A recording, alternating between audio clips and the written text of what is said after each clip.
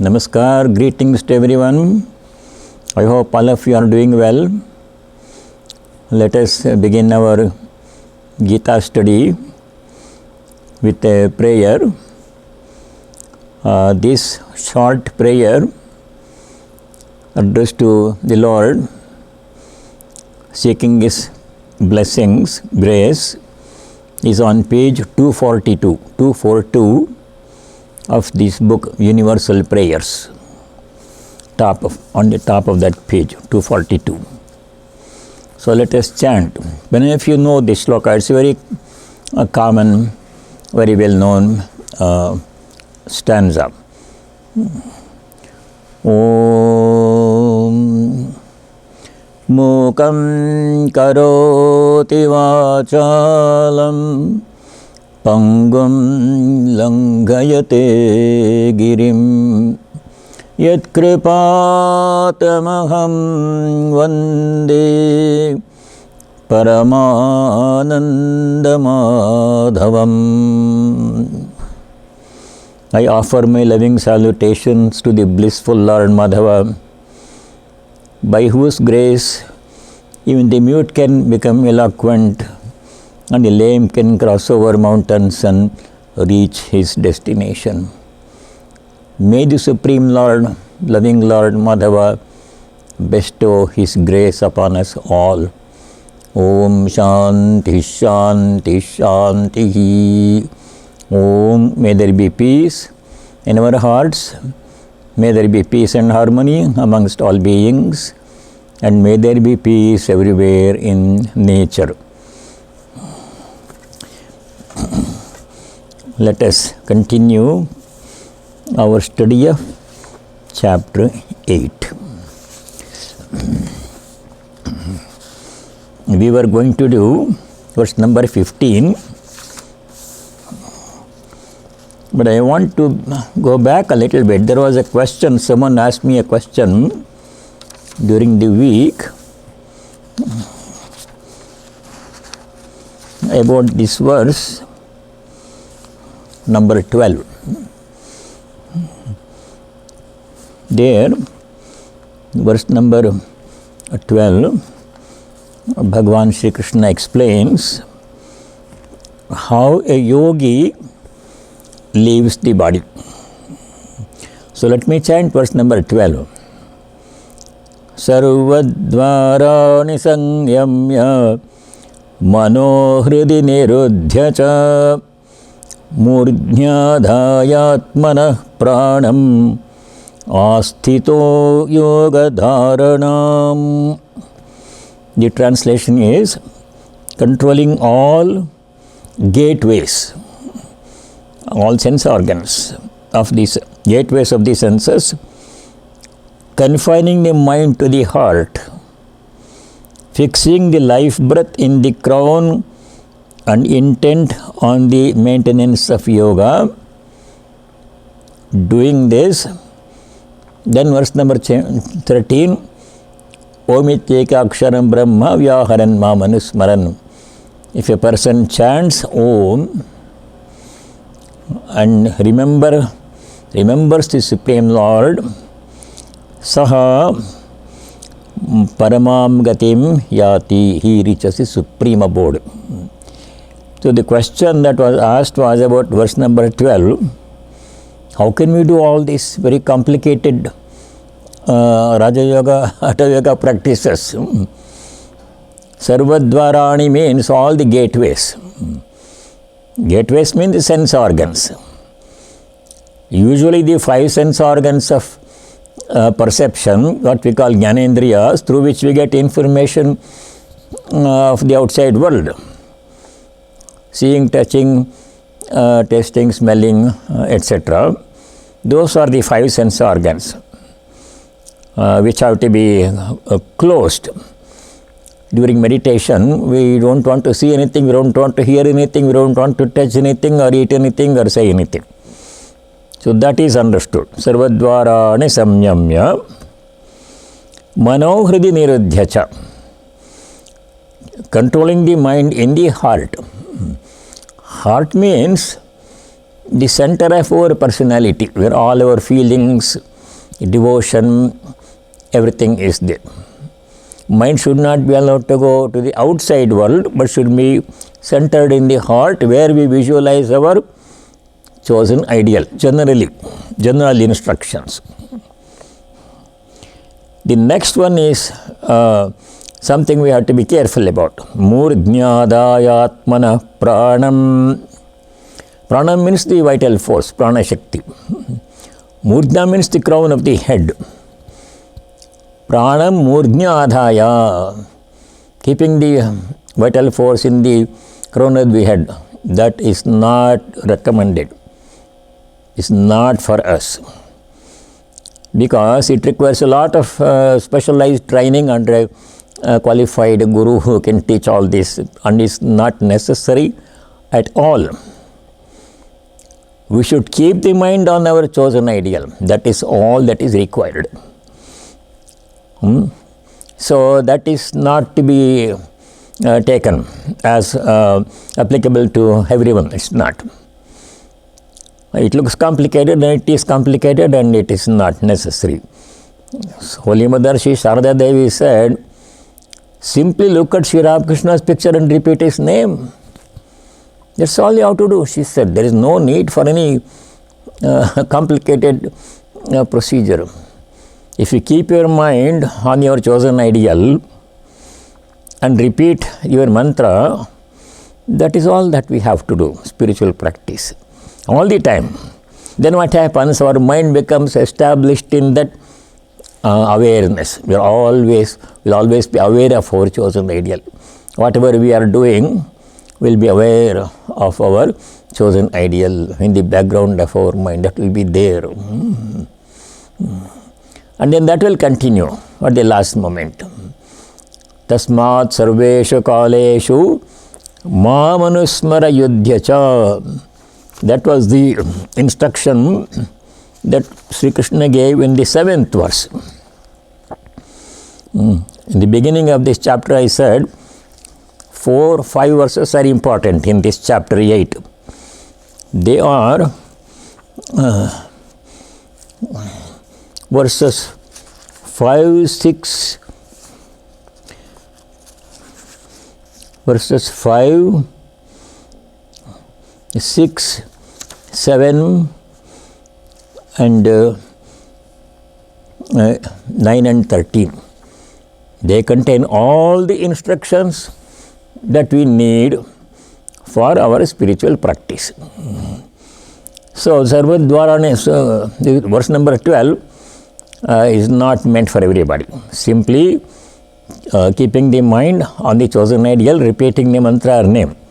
The best thing is for each person to follow one's own guru's instructions.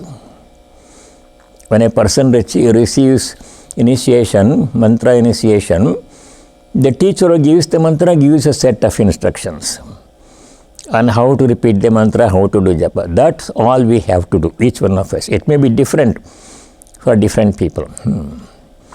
One more thing I want to mention. Meditation is generally recommended in the heart center. That is where it's easy to recognize, to feel the presence of God in our hearts. Love. It's the place of emotion, where our emotions are. Devotion in the heart. So one incident happened. Swami Virajananda, you have heard about him. Swami Virajananda, Kali Krishna Maharaj, he at a young age he received mantra diksha from the Holy Mother. And then later he received sannyasa from Swami Vivekananda. And then at one time he was doing very serious, intense spiritual practice, even as a young person, young man. So he became sick. Severe headache and other things happened. So he went to Holy Mother. Holy Mother came to know that he was sick. Then she asked him a question. When you meditate, where do you meditate? Where means in which part of the heart or had her brow between the eyebrows. Where do you meditate? She asked him. He said, I meditate in the middle of the eyebrow. She said, no, that's not right. That's not suitable for you. You have to meditate in the heart center. So he changed his meditation, and then his health became all right. So all this mūdhnyā, rdhāyātmanaḥ, prāṇam, that please disregard that. Instruction is not meant for everybody. So now let us continue. Verse number 50. Māmupetya punarjanma dukkhalayam ashashvatam napnuvanti mahatmanah samsiddhim paramāṅgatah. Translation: reaching me and winning supreme perfection, magnanimous sages no longer suffer rebirth, this ephemeral abode of all sufferings. Very interesting idea is given here. Two things we have to notice in this verse. Mam upitya. Mam means me, Bhagavan, the Lord is speaking, reaching God. Punarjanma dukkhalayam ashashvatam na apnuvanti. Apnuvanti. Who? There he is speaking of mahatmanah, those who have done intense, serious spiritual practice, those great souls. They do not come back to this world of suffering. The Lord, Bhagavan, who created this world, who runs this world, he himself is saying this world is dukkhalayam ashashvatam. Alaya means house. Dukkhalayam means house of misery. Ashashvatam means temporary. Everything is changing all the time. Everything has a beginning and an end. That we have seen before. Adyantavantah kaunteya nateshu ramate buddhaha. Chapter 5, verse 22. Wise people don't take any delight in the temporary things of this world, because they are today, to next moment they will disappear. So ashashvatam, the Lord is saying this world is not permanent. Everything goes away. Everything changes. And also dukkhalayam. It's a place of misery, house of misery. And then we are trying to find happiness here in this world, which the Lord himself says dukkhalaya, house of misery. So this sloka has a very deep meaning. It makes us think where we should look for happiness. Looking for happiness in the outside world is sheer waste of time, energy and precious time. The lifetime will go away. Human life, human birth is very precious, as we know. Only by the grace of God human birth comes. It's only as a human being that we can achieve anything, God realization or anything we can achieve. If you are born as some other being, then nothing happens, just working out karma. So when this human birth has been given, we should use every moment as if it is the most precious thing. It is. Because once the moment goes away, it will never come back. Pratyayanti gata punarna divasa kalo jagad bhakshakaha. Shankaracharya says in the Shivamanasa Puja. Once a moment goes, it will never come back. So we have to seize every moment and repeat the name of God with as much devotion as possible. That is all we have to do. Reaching me, mam upetya. If you reach God, then there is no rebirth. That will come again in a couple of places. Punarjanma na apnuvanti. Those Mahatmas, great souls, who are very devoted to the Lord and repeat God's name and manage to reach God, they will never have to come back to this world of suffering and misery. no more rebirth.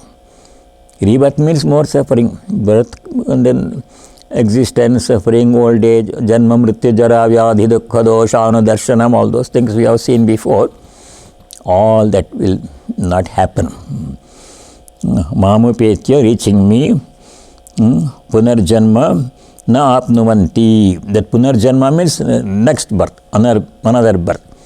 In this world of suffering and misery, temporary world. Samsiddhim paramam gataha.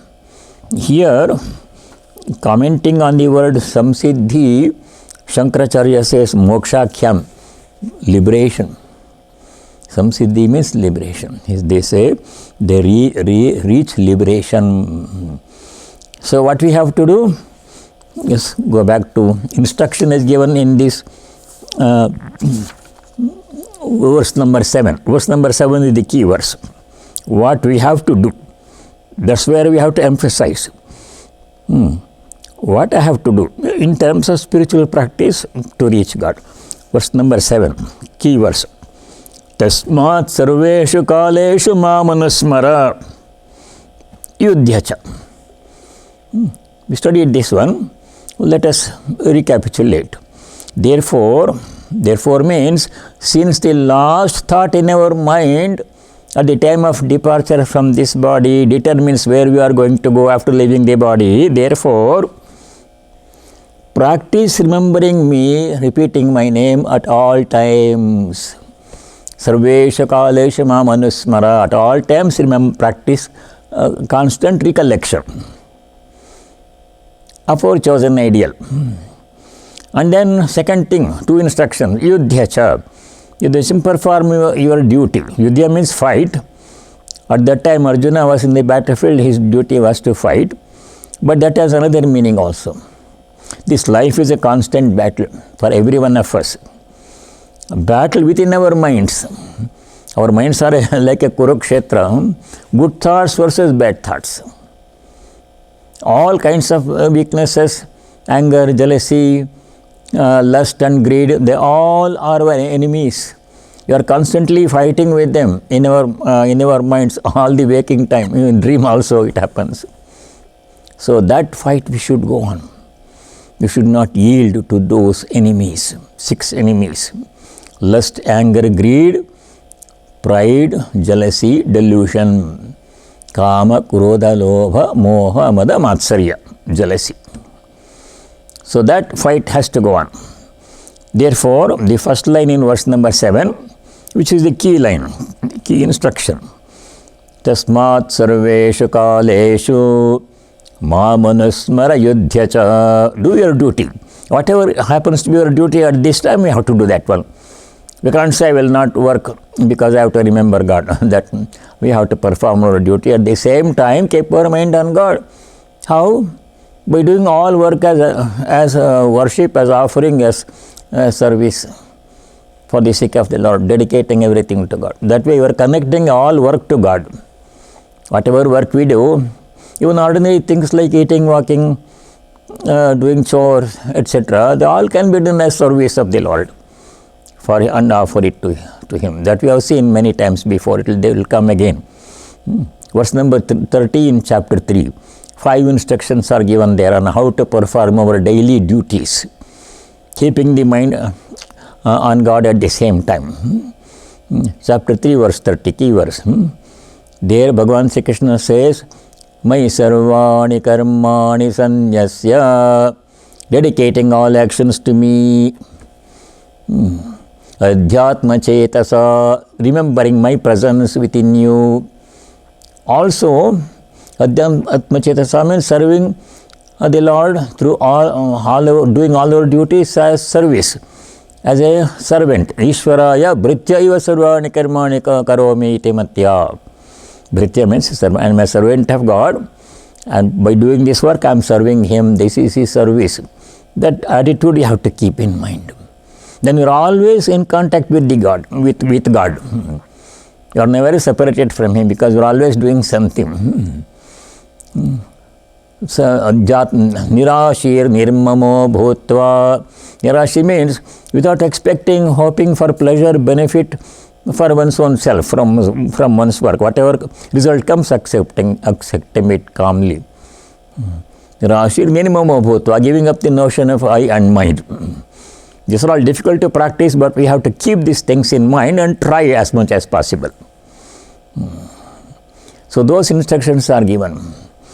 In this way, coming back to verse number 7, Tasmat sarveshu kaleshu ma manusmara yudhya cha. At all times remember me. Anusmara, remember me. Yudhya cha, perform your duty. And control the negative tendencies such as lust, anger, etc. Then, if you do that one, then what happens? You go to verse number 15 now. Mamupyetya punarjanma dukkhalayamashashvatam napnuvanti mahatmanah samsiddhim paramam gata. If we constantly keep our mind on God, naturally we expect to keep our mind on God at the last moment also. That will happen. So at that time we will be thinking about God, and then if we, whatever we will be thinking at the last moment, that will indicate our destination where we go after leaving the body. We go to God. Mamupetya, reaching me. Bhagavan is saying, Dukkhalayam ashashvatam napnuvanti, will not go back, come back to this world of suffering, temporary world of suffering. The same thing comes in the next chapter also. Samsiddhim paramam gataha, they will reach liberation. Samsiddhim is liberation. Once we reach God, there is no rebirth, no coming back to this world of suffering. So that's verse number 15. Now we go to verse number 16. In the Puranas and other scriptures, this creation is described in great detail. The world that we are experiencing in the waking state is not all of it. It's only as a part of this creation. Besides this, what we cannot see, lot more things are there. Different lokas are there. Loka means the world where beings live. Different kinds of beings live in different levels of this creation, planes of this creation. Those are all described in great detail in various Puranas, both above and below. 7 lokas above the earth, 7 lokas below the earth, lower and lower. Patala, where all the evil beings reside. So, if you go to any of those lokas, after leaving the body, you will have to come back to earth. This is the platform, basic platform, human life. This bhumi, this manushya loka, where we are now, this is the basic platform. From here only you can reach liberation. From any other loka you can't go to liberation right away, straight. So here, even if you go to Brahma loka, the highest of them all, still you have to come back to this world of human life, human birth, human life, and then from here we have to reach liberation. So that is explained in verse number 16. Brahma bhuvana loka punaravartinorjuna mamupetyutu kaunteya punarjanmana vidyate. Something that came in the previous verse. Mamupetya punarjanma na prapnuvanti. Previous verse. Same thing. Mamupetya punarjanma navidyate. Once you reach God, you will not have to come back to any world. All worlds are limited. All worlds have good and bad, suffering, temporary nature. All the nature of all the worlds, wherever we go. But when we reach God, we will not have to come back to any world. We will be with God. That is liberation. And then, what about other lokas if you go? They are all temporary abodes. For some time we will be living there. For example, Pitraloka is there, where all the departed forefathers go. Our ancestors, they live there in the Pitraloka for some time. And then they will get liberation or will be reborn or whatever happens. So it's not a permanent place. Like all other lokas are temporary places. Up to Brahma Loka. Worlds up to and including Brahmas are repeatedly won and lost. We go back and come back. We go and come back. Go and come back. No liberation if you go to any other loka. Liberation only from the human world. O Arjuna, but on reaching me, there is no more rebirth. Mamupetya, O Kaunteya, punarjanma navidyate. Once you reach God, then there is no return to any life. We will be with God. That is liberation. How to get that one? Simplest way is given in the 8th chapter. No complicated spiritual practice. You don't have to go to a forest and live in hermit. No such thing. Simply repeat God's name and do your duty. Tasmat sarveshu kaleshu mamanasmara yudhya. Verse number 7. That one line enough is sufficient. At all times, remember me, the Lord says, yudhya, perform your duty. And deal with the negative emotions, lust, anger, greed, etc. Simple instructions. By reaching God, we will not have to come back to any loka. No rebirth. End of the cycle of birth and death. Exit from this loop of birth and death. Forever, permanently. This idea will come again in the 14th chapter also. 15th chapter also. Mamupetyutu kaunteya punarjanmana vidyate. All other worlds, Swarga, supposing people want to go to heaven, there are certain pujas, yajnas, which people do seeking heaven. So heaven is a temporary thing. How long can you stay in the heaven? As long as your punya, the stock of good deeds you have done, are lost. The 9th chapter, Sri Krishna is going to say, heaven is also a temporary thing. When your punya, the good deeds you have done to earn heaven is exhausted, you will have to come back to human world. Kshine punye martyalokam vishanti.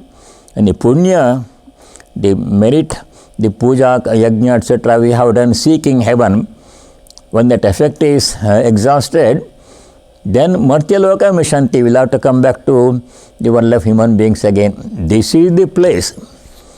This life is the place. This is the platform. From here only we can go to God.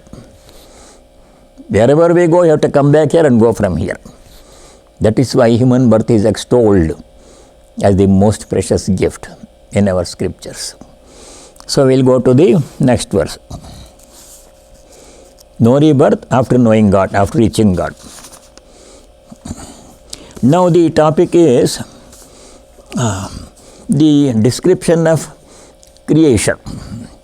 In many of the scriptures, different views are given about how this whole universe is created. Swami Atmagandhi calls them different models. So one model is given here. So this is how it appears from one perspective. You don't have to memorize it or take it very seriously. This is how we have to get out of this. That's the main thing. But how this world came into existence, all those things, sometimes they are given in the some detail in the Puranas. So let us see what here Bhagavan says.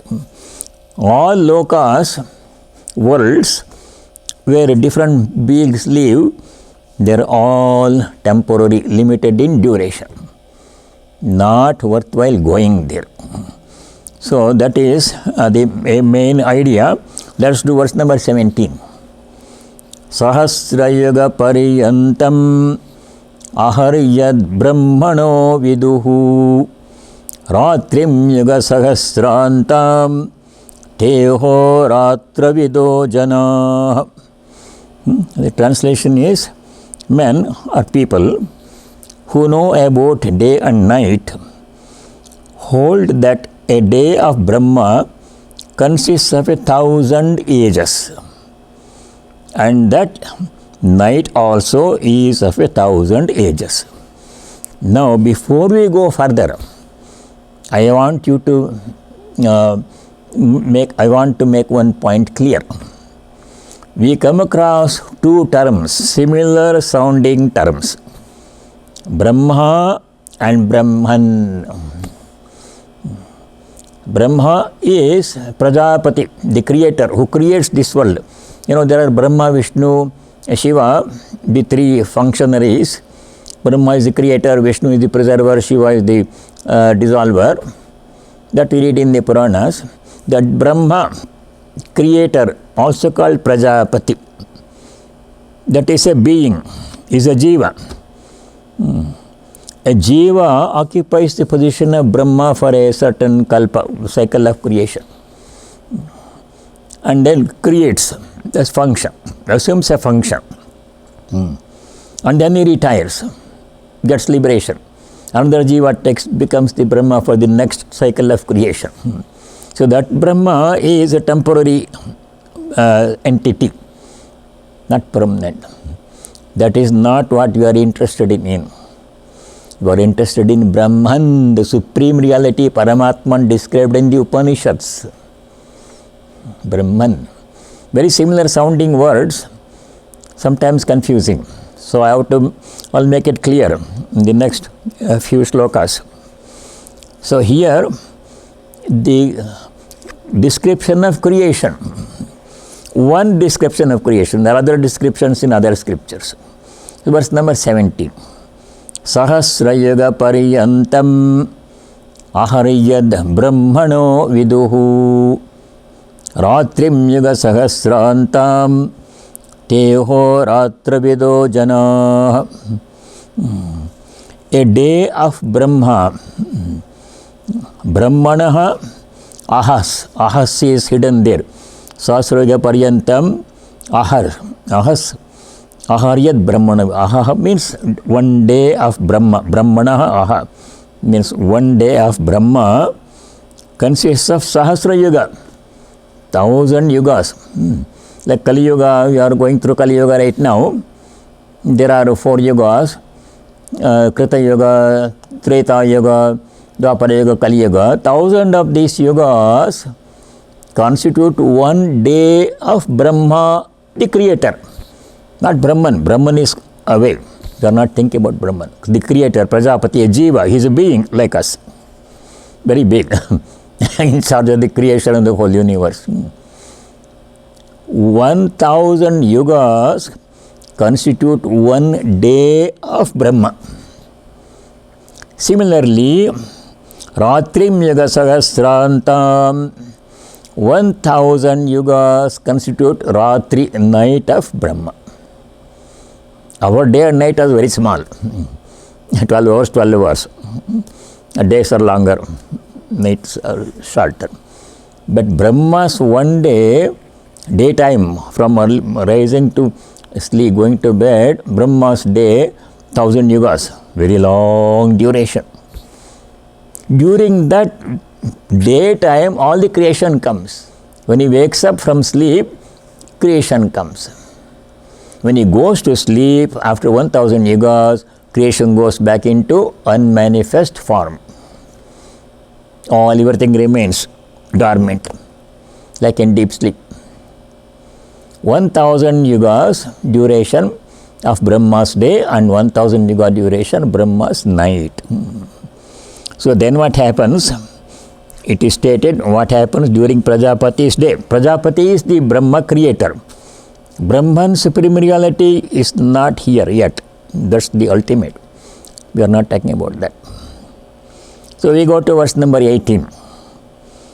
Avyakta vyaktayas sarva prabhavantyahara ratragame praliyante tatraiva vyakta saṃyake.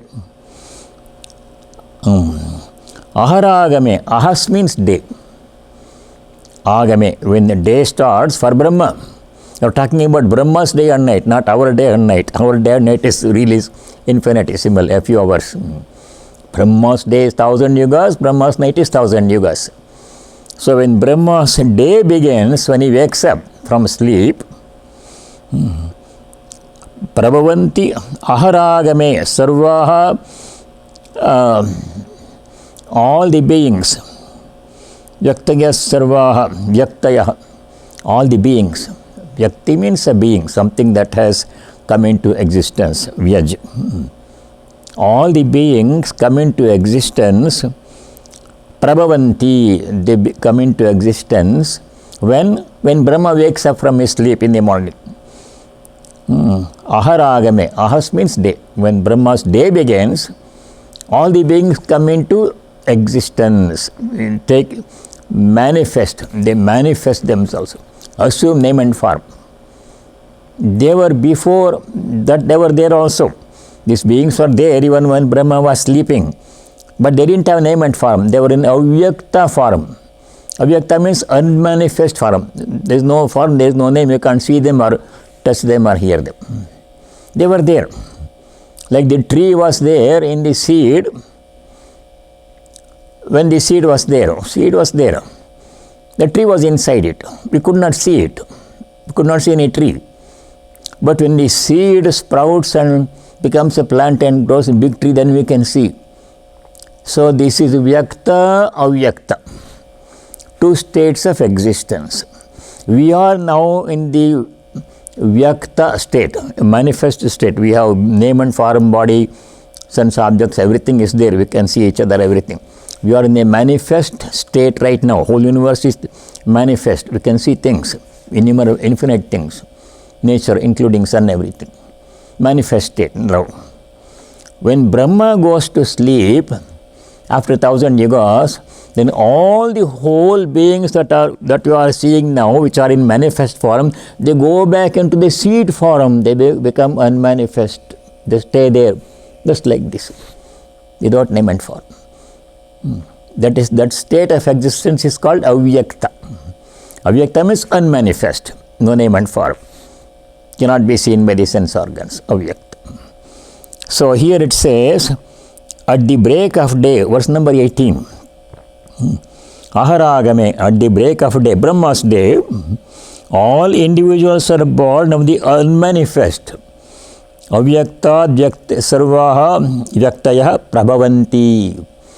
All the beings were there, even when Brahma was sleeping, but in unmanifest form, like a seed, like a tree in a seed. A tree was there. It's not visible. When Brahma wakes up, from unmanifest state, all the beings become manifest. All world is there. Everything comes into existence. When Brahma goes back to sleep at night, after 1,000 ages, yugas, everything goes back into unmanifest state. So it's a cyclic phenomenon. When Brahma is awake, manifest state, whole universe is there. You are all there. When Brahma goes to sleep, everything goes back to unmanifest state. No name, no form. They are all there, but nothing is visible. 1,000 years, 1,000 yugas, Brahma will sleep, a long night. Then everything is in unmanifest state, avyakta. Vyakta, avyakta. Manifest, unmanifest. So we keep on going back and forth in a cyclic fashion. Creation is a cyclic phenomenon according to this view of Hindu Dharma. There are other views are there, but this is what is presented here. Ratriagame, when the night comes, Brahma's night comes, tatraiva avyakta saṃyamya praliyante. They go back into the avyakta state. They remain there, hidden. So this is the description of creation in a cyclic fashion. All this is under the domain of Brahma, the creator Prajapati, who also is not a permanent entity. His lifespan is very long. His one day is 1,000 yugas. So how many days he will live, we don't know. It's a very long period of time. So, but he is a being. Brahma is not a permanent entity. Like any of us, he is a being. In the Vedanta scriptures, you will come across the expression Brahmadistamba Pariyantam. From Brahma to the position of Brahma to the blade of grass, everything has to be renounced. Everything is temporary, undependable, conditional. Brahmadi stamba paryanta. Stamba means a blade of grass. You'll come across that expression many places in Vedanta scriptures when describing vairagya, renunciation. Even the position of Brahma is not worthwhile as aspiring. It's a temporary thing. Maybe long duration, but it will end.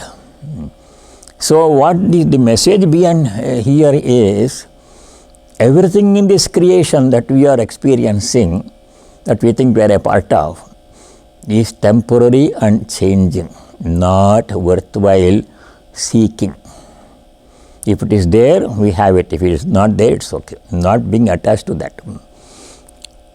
This Brahma Prajapati is also not Akshara. Akshara means supreme reality. That will come back to that. The first question at the beginning of this chapter was Arjuna's 7 questions. Remember? First question was Kim Tad Brahma. That Brahma is supreme reality. What is that supreme reality, Brahman? Arjuna's important question. This Brahma is not that. What was Sri Krishna's reply? Aksharam Brahma Paramam. Akshara means imperishable. Supreme reality Brahman is imperishable. No beginning, no end. That description of that Brahman was given in a simpler way in the 2nd chapter of the Gita. Verse number 20, etc. Na jayate mriyate va kadachit nayam bhutva bhavita va na bhuyah ajo nitya shashvato yam purano nahanyate hanyamane sharire. All the description of supreme reality Brahman. Does not die when the body dies. It has no beginning, no birth, no death, no change, etc. That is supreme reality. We are not talking about that here. We are talking about Brahma, the creator, who is a being like us, administers, creates the universe and stays here, maintains this universe for some duration of time, then he retires and achieves liberation, and then Brahma takes over, temporarily. So Brahma is also not Akshara, not imperishable. Brahma also ends, his life also ends. Akshara Brahman is described in supreme, that will come later. Okay, Brahma, creator, Prajapati. Now, the same description is continued in verse number 19. If you ask why this is given here, the purpose is to engender, to create in us detachment for everything in this world. Even if you become Brahma, which you can, it's a temporary thing. You have to retire after creating universe several times, cycles, to retire. That's not worth it. Even position of Brahma is not worthwhile aspiring. Brahmadi stamba paryantam vairagyam vishayeshvanu. In all the subject, in all the things, vishayas, objects, from Brahma's position to the blade of grass, we have to have a detached. We should not aspire for any of those. Are all temporary things. Very long duration, but temporary. To engender, to produce that detachment in us towards everything in this universe, this description of the temporary nature of the world is given. Other kinds of descriptions or models are given in different scriptures. So this is one of them. So let us go to verse number 19. Bhutagramasya evayam bhutva praliyate ratragame vashah partha prabhavatyah. The cyclic pattern of creation, dissolution is explained here. This same host of beings, Bhutagrama, all the beings, people, animals, plants, things, and other beings like Yakshas, Gandharvas, all those so many different kinds of beings are there. Besides human beings in this creation, you don't know them, Gandharvas, all those people, gods and everything. All those host of beings, after repeated births, bhutva, many times we take birth. Every time we are born, we go through all kinds of experiences, good and bad, and suffering, old age and death. That has happened so many times and is going to happen so many times until we put a stop to it. Unless we put a stop to that. If you want to continue, there is no problem. You can be born again. Nothing special needs to be done. Bhutva bhutva praliyate bhutagramaha. All the host of beings, they take repeated births and then get dissolved. Praliyate, they will die.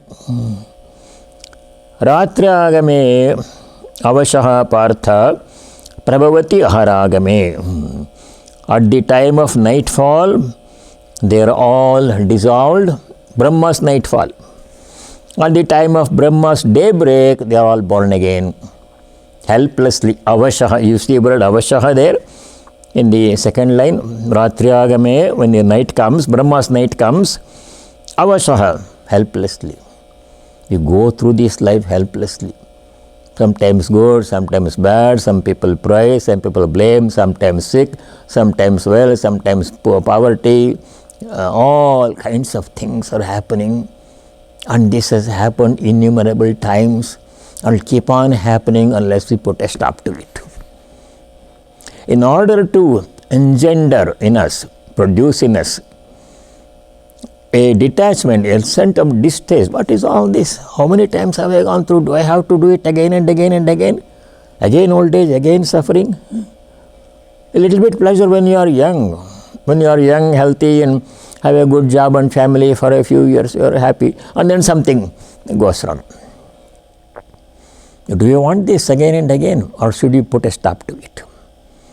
In order to create vairagya, renunciation, detachment from all these things, this description of the temporary nature of creation is being described here. Whether it really happens like this, literally we don't know, it's an explanation. Then we go to the next verse. The 20th verse is the important verse, key verse. That requires some explanation. Parastasmat bhavonyo vyakto vyaktat sanatanaha yasya sarveshu bhuteshu nashyatsu navinashyati. In this verse, Bhagavan is saying, what is it that we have to know? Not this world, how it is created, how long they will live, and all the things that happen between birth and death. Those are not the important things to know. What we have to know? We have to know one thing and only one thing, and that is God. It is termed here Brahman, Avyakta. I'll explain that one. This requires some explanation, this verse. The first question of Arjuna was, what is Brahma? Kim tad Brahma? That question is being answered here. That question was important. The last question of Arjuna was, how to remember you at the time of death. Prayana kale picha katham jnayose jnayatatmavihi.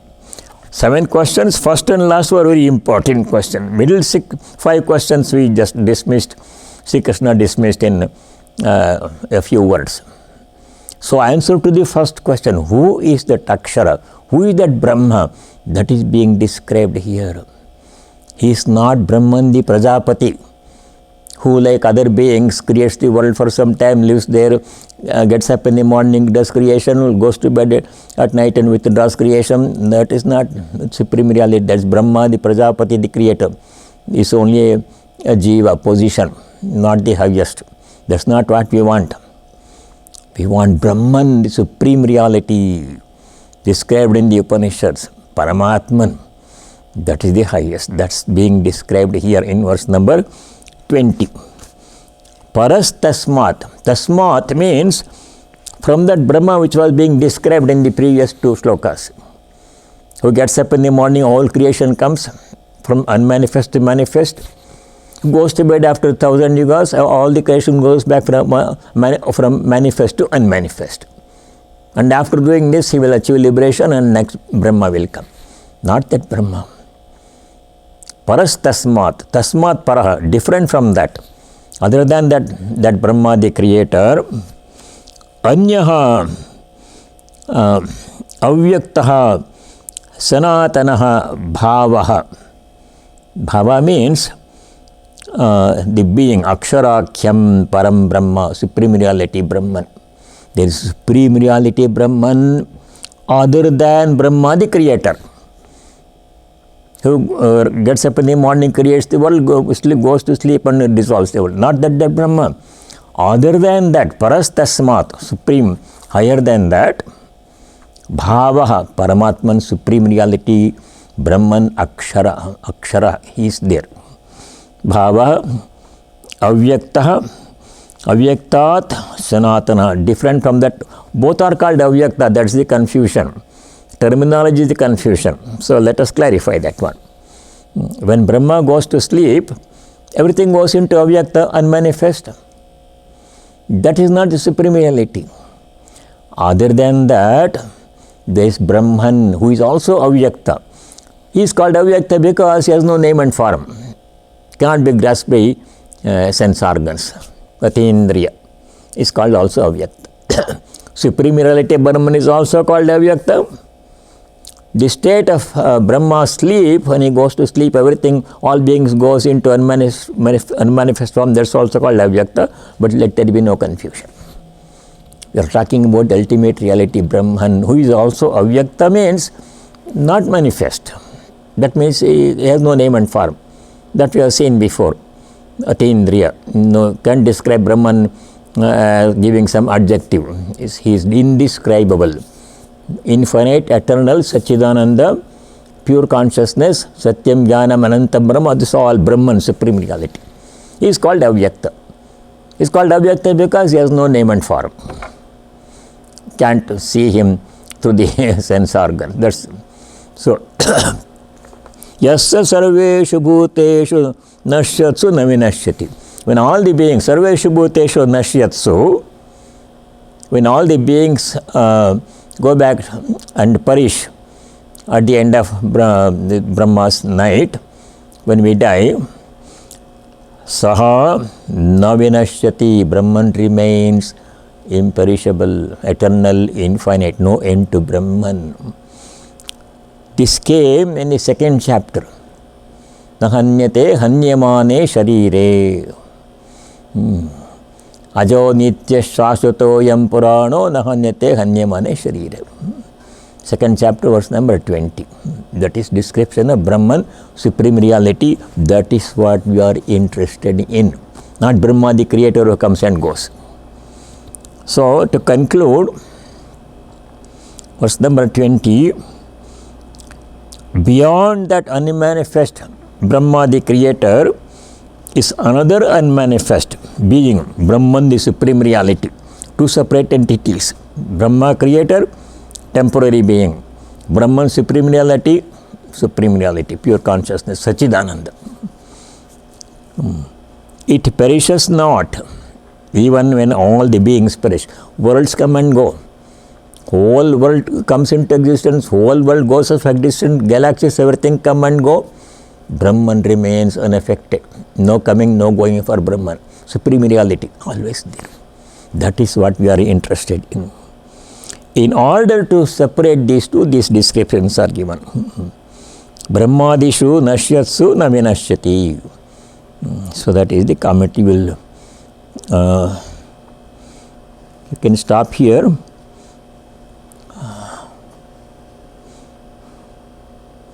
Let's do verse 21. We still have 5 minutes. Avyakto akshara ityuktastamahuh paramam gatim yam prapya nanivartante tadhama paramam mama. The unmanifest is said to be the imperishable. Avyaktaha akshara iti uktaha. Is imperishable. Akshara means imperishable. They say that he is the supreme goal. Paramam gatim ahu. Ahu means they said. Brahman is the supreme goal. That's the ultimate goal. We are that and we have to realize and experience that. That's the goal of human life.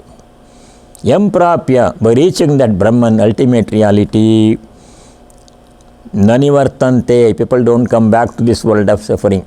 No human birth, no any other birth. Tadhama paramamama, that is my supreme abode.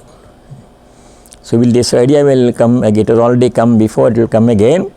Once we reach God, there is no coming back to the world of suffering. Dukkha ma shashvatam napnavanti mahatmanaḥ. So let us stop here. The ultimate goal of human life is to know supreme reality Brahman, which is what we are all. The whole universe is Brahman. Sarvam khalvidam Brahma, Upanishad says, Chandogya Upanishad says. So you have to realize that truth, experience it, and not get confused with the changing world, coming and going, Brahma, creator, birth and death, unmanifest, manifest. These are not the ultimate things. These are not worthwhile striving for.